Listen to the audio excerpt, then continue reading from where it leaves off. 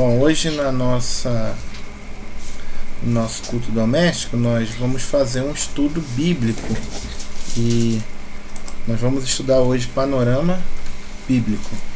Qual é a ideia nossa? É pegar a Bíblia de uma forma panorâmica e estudar ela por cima. E a gente vai fazer isso no decorrer da semana, né, das semanas, quanto Deus quiser que nós fiquemos aqui em confinamento, né, em quarentena, nós vamos continuar, vamos fazer o nosso estudo bíblico.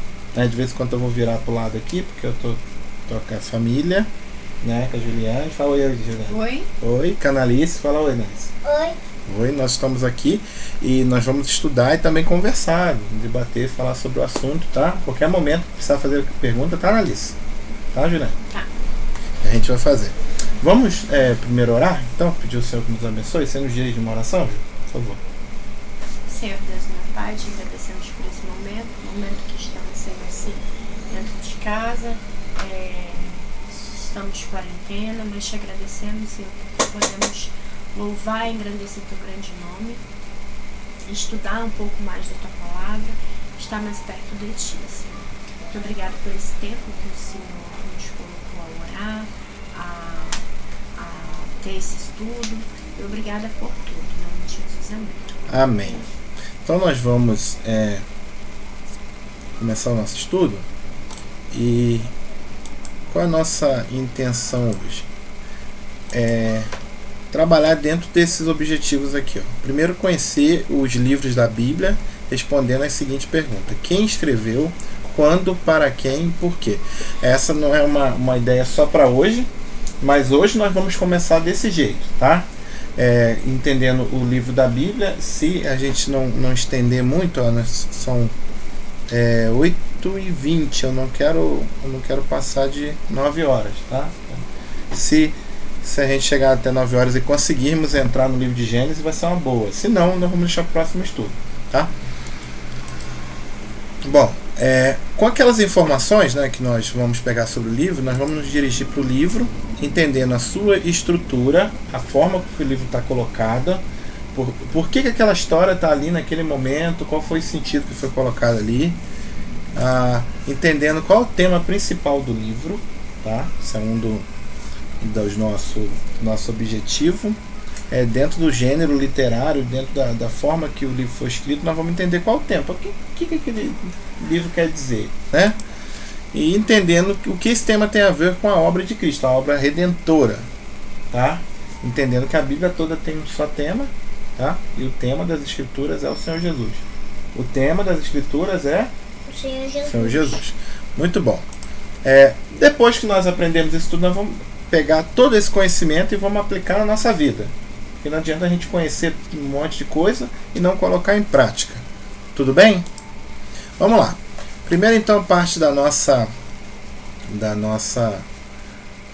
nosso estudo o que é a Bíblia. O que é a Bíblia? O nosso primeiro estudo vai ser uma introdução ao estudo da Bíblia. Vamos lá. O que é a Bíblia? Primeira coisa que eu quero que você aprenda: a Bíblia é a palavra de Deus. Isso é muito importante falarmos nos nossos dias, que existem pessoas que se dizem cristãos que falam que a Bíblia contém a palavra de Deus, ou que a Bíblia é parte da palavra de Deus, não é totalmente a palavra de Deus, ou que a Bíblia é algo secundário, existem outras formas de conhecer a vontade de Deus. Não, a Bíblia é a palavra de Deus para nós. Segundo, a Bíblia é uma coleção de livros, né? Eu botei aqui uma expressão do grego, né, e que quer dizer livros. Quantos livros nós temos na Bíblia? Nós temos 66 livros. 66 livros. 39. Estou falando a conta certa. 39 no Antigo Testamento e 27 no Novo, tá certo? Às vezes eu erro essa conta. Bom, então nós temos quantos livros na Bíblia, Ana? 66 livros. 39 no Antigo Testamento e 27 no Novo. A Bíblia foi escrita por volta de 1600 anos. Então, teve um tempo grande na escrita da Bíblia. E também ela foi escrita por 40 pessoas diferentes. E a gente entende que a Bíblia esse livro que nós temos aqui, com esses 66 livros, que tem uma harmonia maravilhosa entre o Antigo e o Novo Testamento, é um milagre. Porque se a gente fizer aquela brincadeira do telefone sem fio, está tudo errado. Aqui, com 3 pessoas. Imagina 40 pessoas dentro de 1.600 anos, com variados graus de cultura, né? Tempos e lugares diferentes, variados graus de cultura, línguas diferentes, pelo menos 3 línguas diferentes foi escrita a Bíblia. Imagina o que daria errado se não fosse o Espírito Santo que tivesse mediado todo esse trabalho de confecção da Bíblia. É isso que eu acabei de falar, está muito explicado em 2 textos. Primeiro dele é 2 de Pedro 1:20, 21 e 2 de Timóteo 3:16 e 17. Se vocês quiserem procurar, eu botei ele aqui para a gente ler.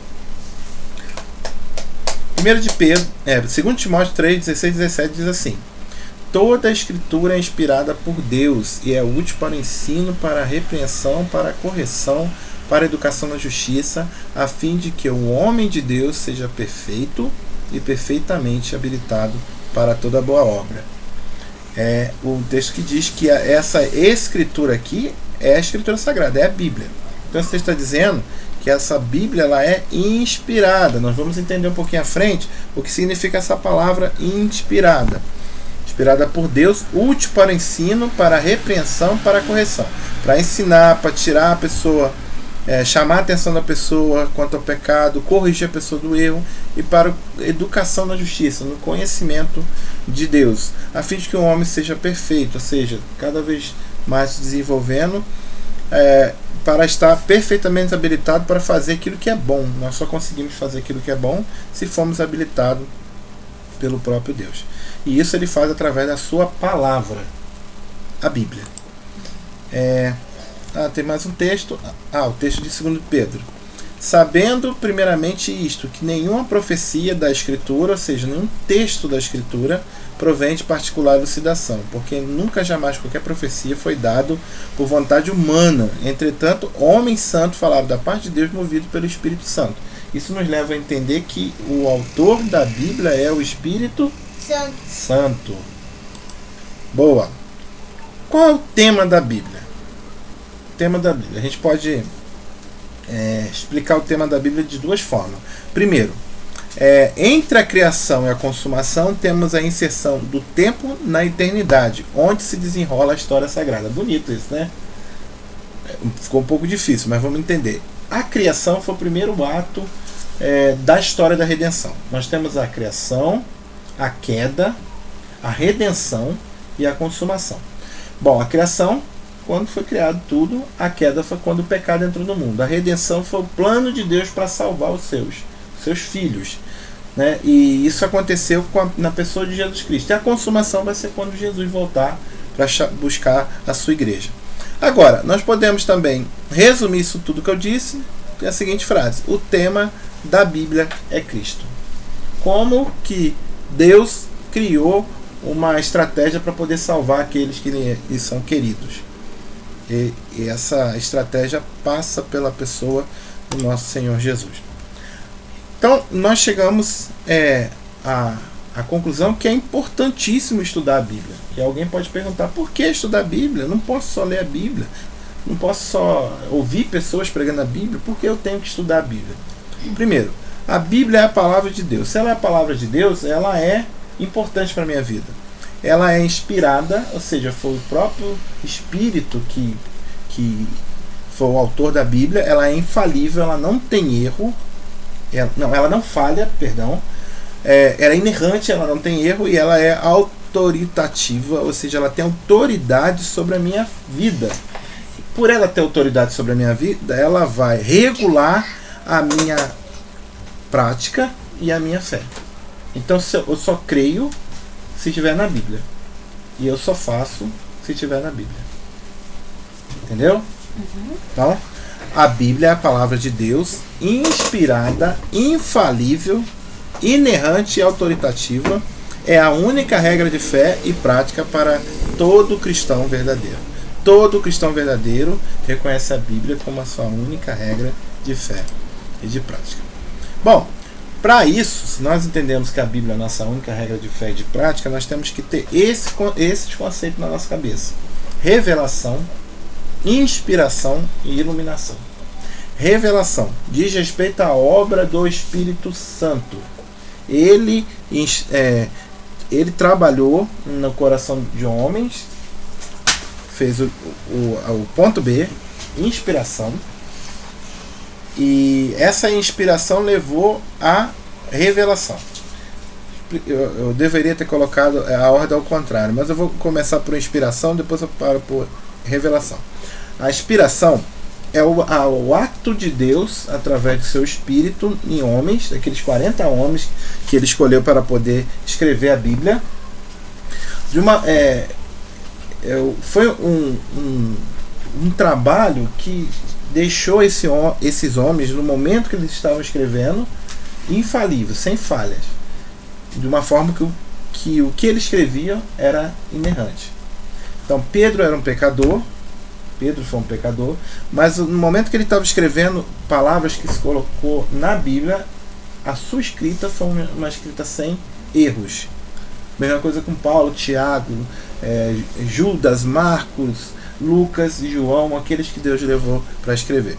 Agora, o que é revelação, então, quando nós olhamos para a Bíblia? A revelação é aquilo que está escrito. Se o Espírito Santo inspirou, eles registraram aquilo que o Espírito Santo inspirou. E esse registro é a revelação. Eu falei, inspiração. Inspiração é o trabalho do Espírito na pessoa, dos autores bíblicos.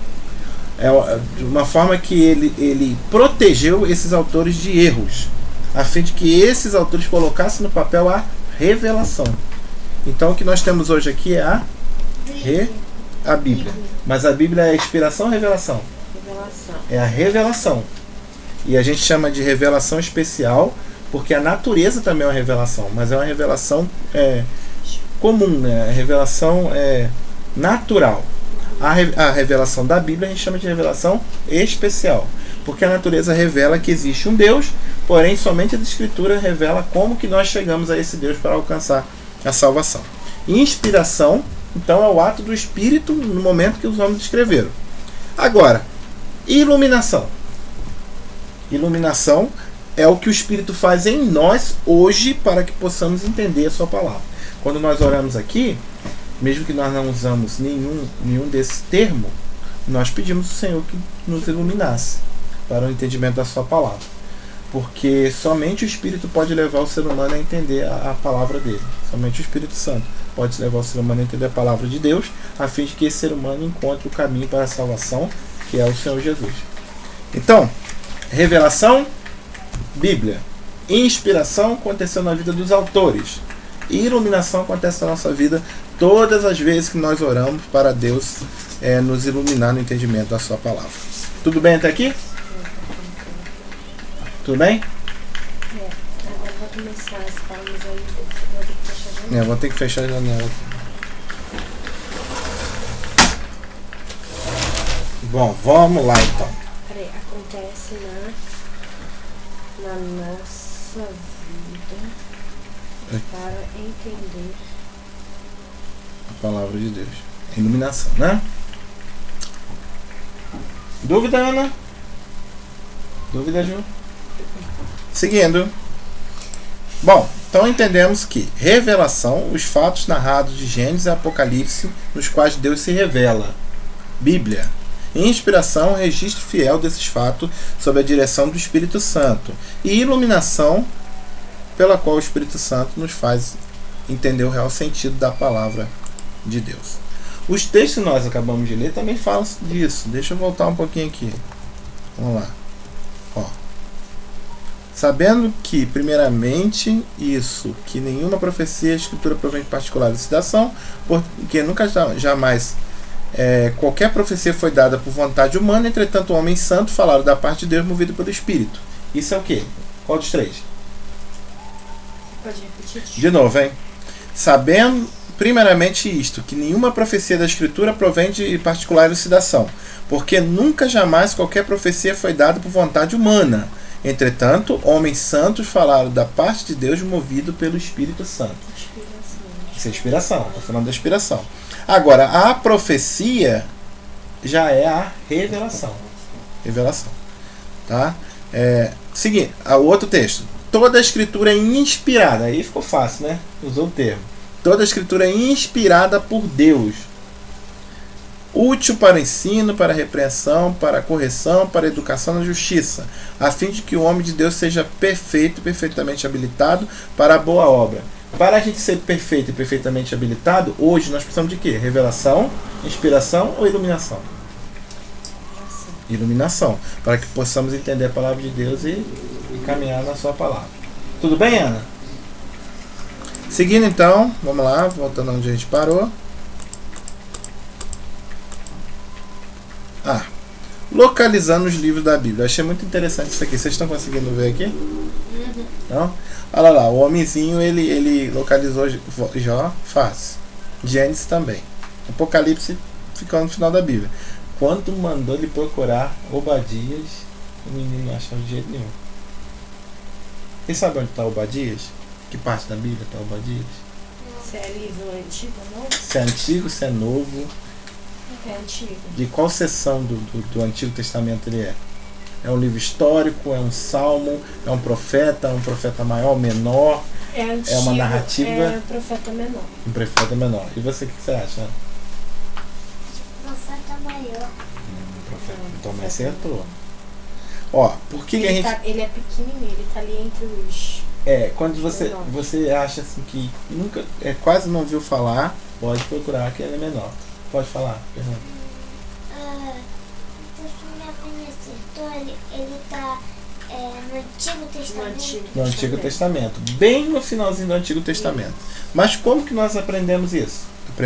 Estudando a Bíblia de forma que nós estamos aprendendo aqui. Você agora errou. Mas no final desses estudos aqui você vai saber de tudo.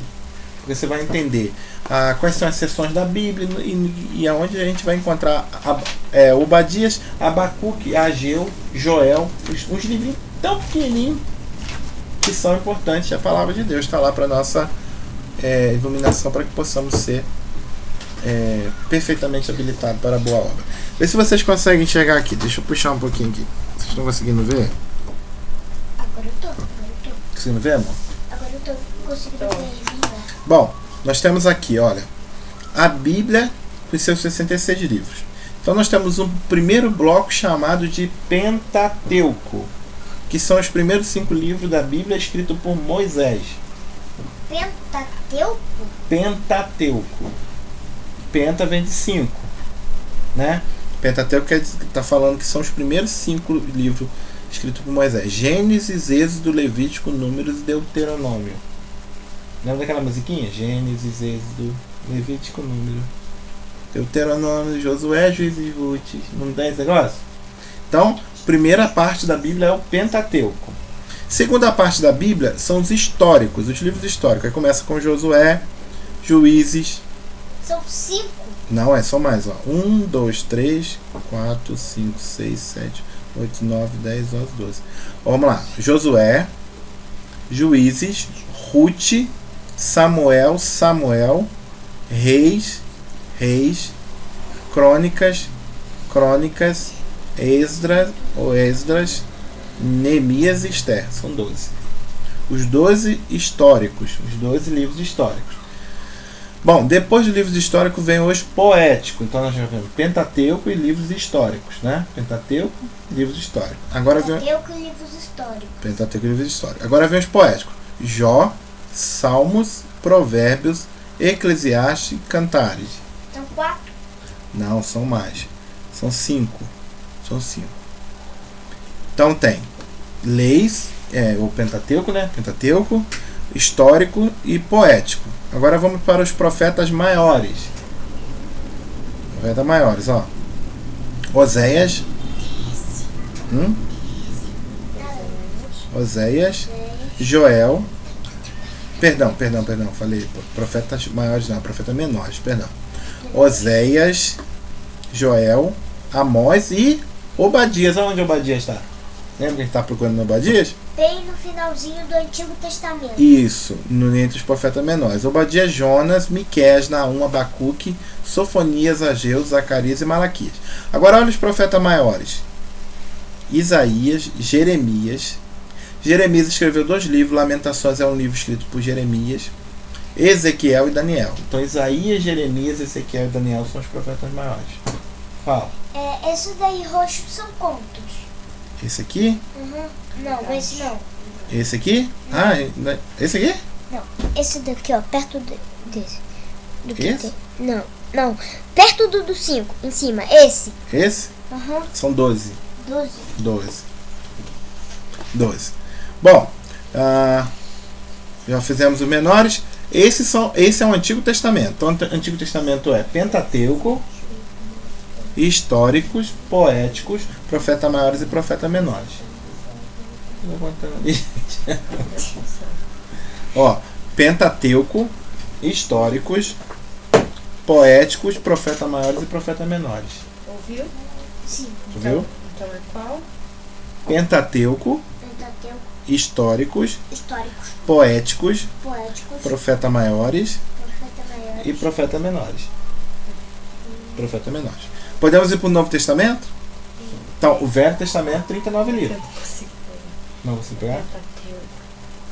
Pentateuco, históricos. Amor, você consegue enxergar aqui? Deixei aqui também para facilitar. Poéticos. Aqui está invertido, mas é profetas maiores primeiro e depois profetas menores.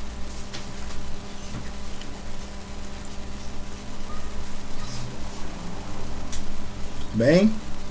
Ok, tudo bem. Tudo bem, né? Agora, esses são os 39 do Antigo Testamento. No Novo Testamento são 27. 39 no Antigo, 27 no Novo. Tá? Então nós temos os Evangelhos, Mateus, Marcos, Lucas e João. Evangelhos. Mateus, Marcos, Lucas e João. Nós temos quantos livros históricos no Novo Testamento, no Antigo Testamento? São 12, né? Quantos livros históricos nós temos no Novo? Nós temos um livro histórico no Novo, que é o Atos dos Apóstolos, que conta a história da igreja cristã. Conta a história do movimento do Espírito Santo na vida da igreja. Por que no Novo Testamento tem 2 quadradinhos aí sem nada? Porque dentro daquele bloquinho só tem um só, tá vendo? E aqui também só tem um só. No gênero Evangelhos, nós temos 4. Do gênero histórico, ou história, como está aqui, nós temos um só, Atos. Então, Evangelho 4, História 1. Agora, epístolas, que é uma forma de cartas, que é uma forma de chamar as cartas, nós temos, aí temos algumas. Olha, nós temos 1, 2, 3, 4, 5, 6, 7, 8, 9, 10, 11, 12, 13, 14 epístolas. Sendo que 13 aqui é de uma pessoa só que escreveu. 13. Foi o apóstolo Paulo. Eu acho, né, esse quadrinho eu peguei na internet, mas eu acho que a pessoa que fez esse quadro tem uma confusão, que fez alguma confusão que algumas pessoas fazem. Porque Hebreus ninguém sabe quem escreveu. A gente sabe que as 13 ali foram o apóstolo Paulo, mas Hebreus ninguém sabe quem escreveu. E tem pessoas que afirmam que foi o apóstolo Paulo, mas a gente não sabe. Então nós temos 13 cartas, né, epístolas, que são cartas direcionadas para as igrejas, né? Epístola e carta no mesmo sentido. Só que epístola é uma forma de carta, né? 13 cartas escritas por Paulo, Hebreus, que a gente não sabe quem escreveu. Depois nós temos mais 1, 2, 3, 4, 5, 6, 7 cartas diferentes também. Essas cartas aqui são cartas direcionadas para pessoas, para lugares. Tem direitinho o endereço delas. Essas aqui são chamadas de cartas gerais, ou epístolas universais, ou cartas católicas. A gente ouve falar assim, porque são cartas que servem para toda a igreja em todos os lugares. Aqui serve para nós hoje também, porém foi escrito para aquele situação, para resolver uma situação lá. Então nós temos as epístolas. Tiago foi Tiago que escreveu mesmo, 1º e 2º Pedro. O apóstolo Pedro que escreveu Tiago. Esse Tiago aqui era irmão de sangue do Senhor Jesus, filho de Maria, esse Tiago. João, as 3 cartas de João foi o João apóstolo, aquele que o último a morrer. E Judas também era um irmão sanguíneo de Jesus, que é irmão Tiago. Tem um texto de Mateus que fala que Jesus tinha 4 irmãos homens, era Simão, José, Tiago e Judas. E Judas era um dos irmãos. E por finalzinho nós temos Apocalipse, que é o último livro da Bíblia, que é uma literatura de revelação. Por quê? Está mostrando o que iria acontecer com a igreja nos últimos dias. Tudo bem? Então nós temos aqui os 27 livros do Novo Testamento. Até aí foi? Podemos ir? Seguir? Joia. Bom, esse quadro aqui eu achei muito interessante. É um quadro falando sobre o Antigo Testamento, né? Depois, mais para frente, nos nossos estudos, eu vou conseguir um quadro desse também para o Novo Testamento. Mas o que conta o Antigo Testamento? Fala sobre o início de todas as coisas, que está aqui em Gênesis. Depois vem falando sobre a entrada do povo na Terra Prometida. E isso está registrado ali em Josué, Juízes, Ruth, Samuel. Isso é o povo na Terra Prometida. A saída do povo do Egito é registrada em Êxodo. Depois começa a monarquia em Israel. Aí vai contar a história dos reis. Aí começa o livro dos reis, Crônicas também fala um pouco sobre os reis, e vai seguindo. E lá nesse período da monarquia que são compostos Eclesiastes, Cantares, Provérbios e alguns salmos também, nesse período da monarquia, ou alguns até antes da ascensão no trono do rei Davi. Mas no período do rei Saul também foram compostos salmos. Depois o reino se divide. E isso é contado em 2 Crônicas, 2 Reis, Miqueias, Osé e Amós. Você vê que aqui esse quadro está colocando a Bíblia de forma cronológica, dentro do tempo, não dividido em seções igual nós vimos anteriormente. Tudo bem? Depois o povo o reino. Uma parte do reino dessa divisão aqui, se não me engano, o reino do norte, é destruído. E aí o reino, apenas Judá, né, os judeus, são mandados para o exílio. E aí, nesse exílio, tem essa boa parte de profecias e dos profetas menores. Isaías, uma parte de Isaías é exílio, uma parte é pré-exílio. E depois o povo fica lá muitos anos no exílio. Depois eles voltam, né, o Senhor envia Ciro, que era um rei pagão, que é usado por Deus para poder ser canal de bênção na vida do seu povo. E aí Ciro vai lá e liberta o povo volta de novo. E aí tem os últimos livros da Bíblia, né, que quando o retorno para Jerusalém, vê Ageu, Zacarias, Joel e Malaquias. Esse aqui é o Antigo Testamento. No Antigo Testamento nós temos também as coisas acontecendo nessa parte do mundo, né? Nessa parte do mundo aqui. Isso é a geografia. Olha, supõe-se que o Éden esteve por aqui, perto do rio Tigre, do rio Eufrates. Depois que o dilúvio aconteceu aqui perto da Turquia. E assim vai. Essa é a geografia do Antigo Testamento. Aqui é o que a gente chama de Mesopotâmia. E foi aqui que aconteceu os acontecimentos descritos no Antigo Testamento. Falando. Eu tenho duas perguntas. Não tenho pergunta aqui não. Quantos livros tem na Bíblia mesmo que eu esqueci? 66, 2,6. 39 no Antigo, 27 no Novo. Seguindo, esse é um quadro que a gente vai, de vez em quando a gente vai remeter a ele para poder ver o que estava acontecendo no Antigo Testamento. Então, caminhando para finalizar nossa aula, nós chegamos a uma conclusão até aqui. Primeiro, a Bíblia é a palavra de Deus, regra de fé e conduta para o cristão. É importante nós fazermos esse estudo panorâmico, porque a Bíblia é a regra de fé e conduta para o cristão. Segundo, é na Bíblia que conhecemos Deus para nos tornarmos íntimos dele. O que a Bíblia chama de intimidade é o conhecimento de Deus. Então nós precisamos nos tornar íntimos do nosso Deus, a fim de que possamos alcançar a salvação. É a Bíblia que encontramos o único caminho para a salvação. É na Bíblia que nós conhecemos Jesus, sabe? É na Bíblia que nós sabemos que ele é o caminho, a verdade e a vida. É a Bíblia que nos revela todas essas coisas. Voltando, deixa eu voltar um pouquinho, caminhei muito. Vamos lá. Dúvida? Tá aqui? Não? Não. Nós temos ainda 10 minutos. Vamos tentar caminhar mais um pouquinho em Gênesis, né? Começar pelo menos a Gênesis, que é o nosso próximo assunto. Na verdade, esse nosso primeiro estudo aqui é um estudo panorâmico, né? Assim, introdutório, para nós entrarmos no livro da Bíblia. O primeiro livro da Bíblia é Gênesis. O que significa, Ana, esse desenhozinho, essa figurinha?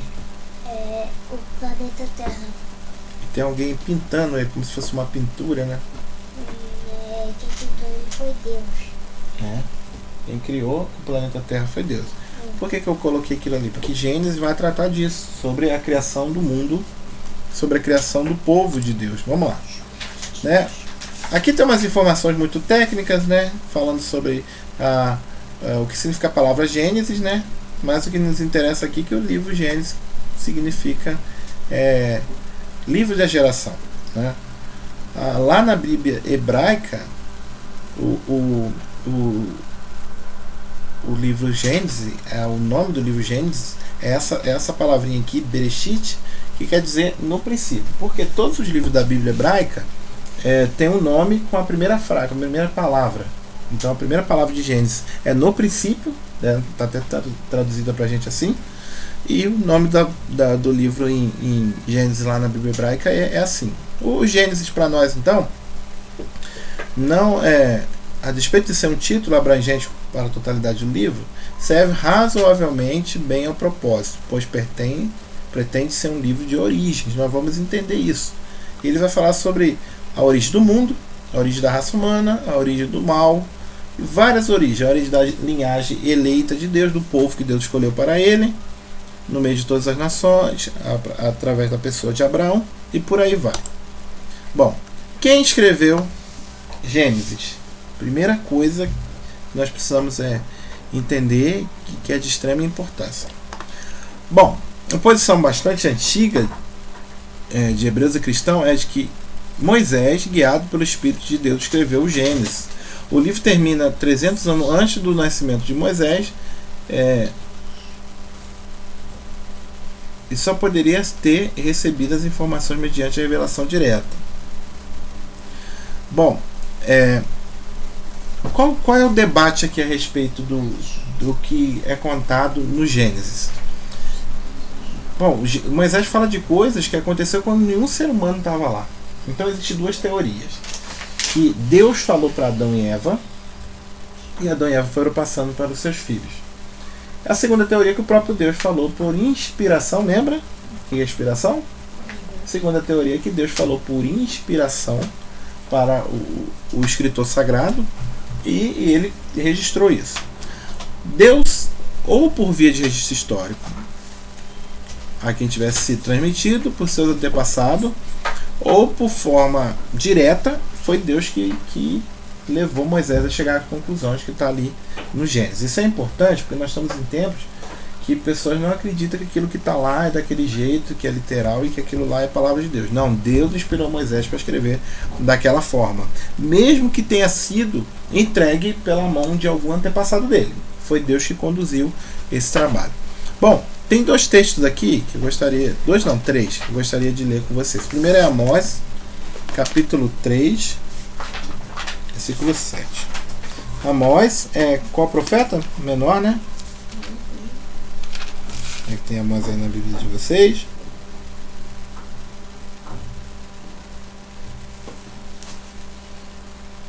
Achou? Lê pra gente aí.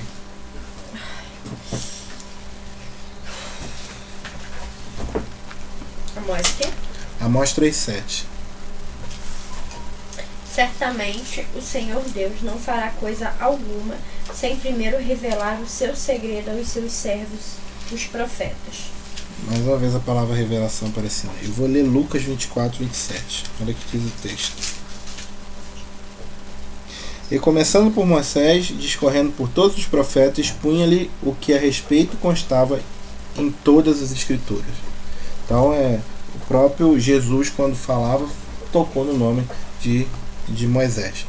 Estou aqui pertinho, vou abrir João 7,19.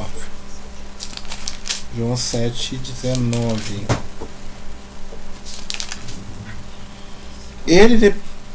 Então eles lhe perguntaram: onde está teu pai? Respondeu Jesus: perdão, estou lendo 8. 7,19. Não vos deu Moisés a lei? Contudo ninguém dentre vós observa. Por que procurais matar-me?